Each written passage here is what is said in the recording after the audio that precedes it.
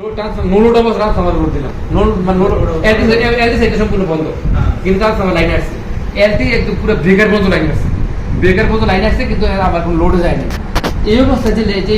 ইটা আছে লেগিংটা আছে ঠিক আছে ইটা আছে এই জন্য ফিক্স সেভেন্টি আর এটা ইউজ করার জন্য প্রাইমারি যে কারেন্টটা ডিভাইস নেই কারণ সার্ভিসিং কোম্পানি ভাবে পরে ভাই ওটা দিয়ে দেওয়া ওটা নাই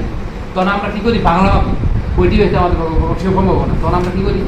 নো লোড অবস্থায় আমরা যে 500 কেবি মধ্যে 5 কেবি এর একটা ক্যাপাসিটর লাগাই ক্যাপাসিটর লাগানোর পর দেখি এটা গিয়ে ওই রিলেটা আছে না রিলেটার মধ্যে কি আসে কি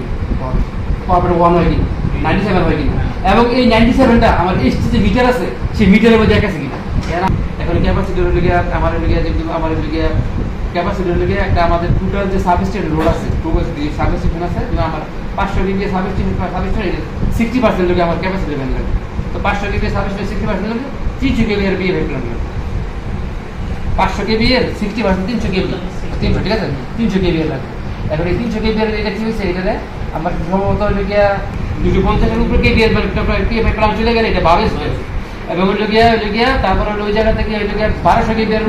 1200 কেবি উপরে গেলে ওটা ওই লগিয়া তখন 24 তে এটা পরে